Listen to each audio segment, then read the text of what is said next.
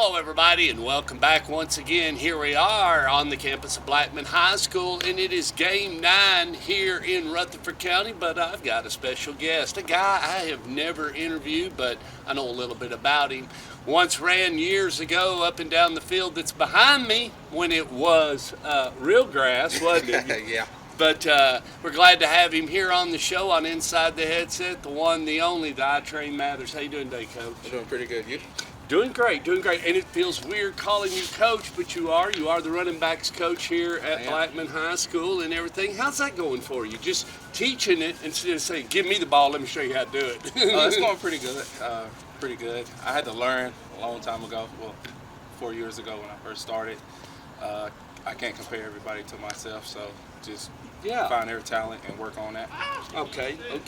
What do you like best about teaching running backs or teaching football players? Is it just the progression or the reward when you teach them something and then you see it implemented on Yeah, Friday? it's really the reward. Like, you work all year, all spring and stuff like that, teaching them how to run this play, what to look for, and then on Friday nights, they hit it and you're like, oh, that looks good. I taught them that. Yeah. That's great. I want to dial back because I was trying to reminisce a little bit before we jumped on film, and I said it was the 10 year, and you said Stark. I've got 1 year more left, so really it's we dial back, it's 11 years ago then. It was 11 years ago that I nicknamed you the I-Train, and then we took off with your recruiting, and I put together a couple of videos, and I started sending your email. Tell the fans a little bit about what happened at your house. Okay.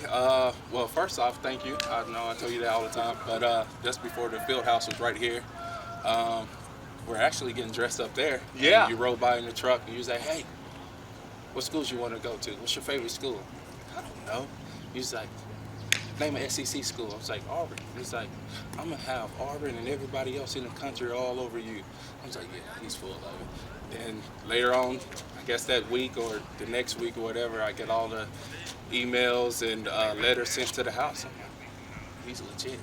So, and to tell the fans, at times the mailman would have a bin and just drop it off, one of the plastic you have, and just drop it off, and you would return an empty one as the mail was circulating through your home. Oh, yeah. Cardboard, card box full of them.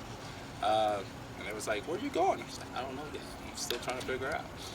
It was a great process as you went through it and everything. Finally took it, went to Ole Miss, and I was talking to you earlier before we jumped on the air, and you've shared with me several times. When people watch on Saturday and they start to think about a college football player out there playing, I tell you, take us through maybe a normal day of what you were having to do to be a college football player and the commitment and the time from the time you got up and the way your day started when you were in Ole Miss. I think I wake up around 4 or 5 o'clock in the morning. You got weights in the morning before you go to class. How long does that usually last? About 45 minutes to an hour. So you got to go over there physically. Yeah, it's more about reporting in. Yeah, it's all about reporting in. So you go there. After you do that, you got maybe 10, 15 minutes to take a shower. Then you got to be in class. They have class checkers out, just sitting there with a clipboard like, oh, Mathers, he's here today. He's in class today. Okay. Oh, he's not in class today, so it's important. Where does that list go if you're not on the good list? Of course, you're not talked to if everything's going right. So if you skip class or whatever, they'll just try to make you do punishment later on, or they'll tell you they'll sit you for a quarter, half, wherever it may be. Then after class and everything, you get text message to let you know what time practice is. In there, then you're rolling. After practice, you go to study hall. What time is it now? Say about 7 o'clock at night. So you got. Where did you eat in between this? Oh, just grab something on the way. Okay. Grab something on the way. Stop by the food court, something. Maybe the IPF they had food for us. Do that. After practice, grab something to eat. Head to study hall for an hour or two. After that, go back home, take a shower. Wake up, do it all again. What time are you normally hitting the bed when you're an SEC football player? It depends on what day it is. Sometimes you hit the bed around 8, some it can be a little later, 9, 10. And then how valuable does sleep become? Oh, it's valuable, but at the same time, you really don't sleep. You You don't. You're Yeah. such on a rhythmic repetition of just getting up and going running on very little sleep. Yep. Mm-hmm. Well, then you come back home. You finish up your career at MTSU. You switch gears a little bit, and the level. And I'm not beating MTSU up. It would be all the schools, even the school I attended, Eastern Kentucky University. Game really changed from the quickness of an SEC, and you're playing Alabama, and now we're playing University of San Antonio, Texas. But still, what people don't know, that league, there's a lot of flying around. It's a very deadly league. It's not turned down that much. It's just the twos that are on Alabama are the ones on that team, and that's kind of the best way to describe it. Yeah, it is. So I tell people all the time. They ask me what's the difference between Ole Miss and MTSU. About the players. I think it's all about recruiting. Sometimes you can have people in SEC who should be in Conference USA. Great. And you have Conference USA players who should be in the SEC. Slip through the cracks. Yep. Or that one slipped in the other way. Yeah, He got in the back door, and Right. he shouldn't be here. Like if you look at Kevin Byard from MTSU, he should be in the SEC. Yeah. He still got drafted, I think, 3rd, 4th round at the Titans. So it just goes to show you it's all about recruiting pretty much. Well, and then how much is it into, and everybody tries it, and you tried it, and I'm sure a lot of people say, hey, how tough is it? That from this level, just going to the college, but the college to the pro, that level, now it becomes a job. It's a totally different deal, isn't it? Yeah, it's definitely a business. You sign a contract for whatever the case may be, but at the same time, that team is trying to take money out of your pocket. So if you show up late, that's a fine. You miss breakfast, that's a fine. You overweight, that's a fine. So miss workouts, that's a fine. They're just trying to take money from you.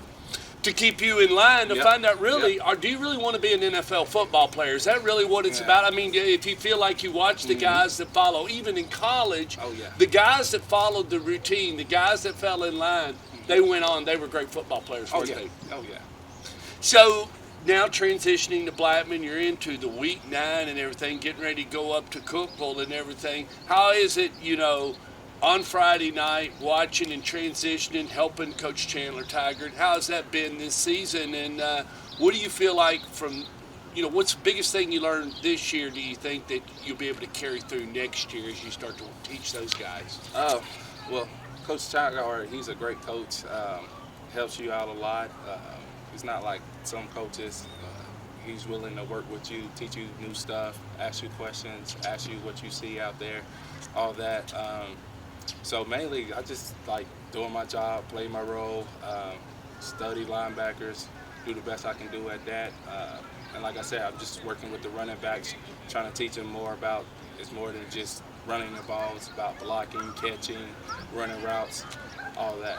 Well, that's a great example. I want you to tell the fans. I remember we had a short meeting after you'd been at Ole Miss a little bit. You came home for the holidays. We were on a visit, and we were talking and everything.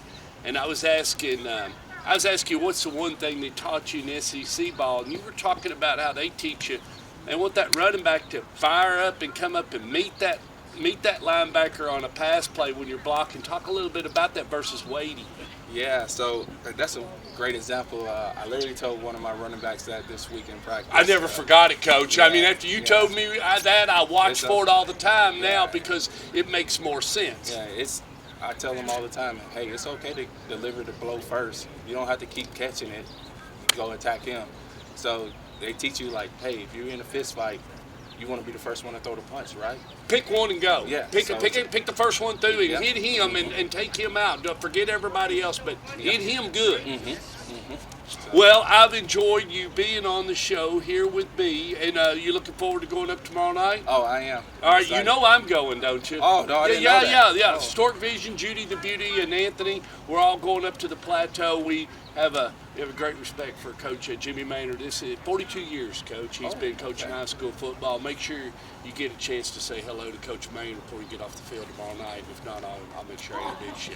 All right, kids, tomorrow night, Baby Blaze, Big Blaze, all the flames, load up. We're all headed up to the plateau. It's turf up there at Cookville. Should be a good game. People of Cookville are always nice. Kickoffs at 7.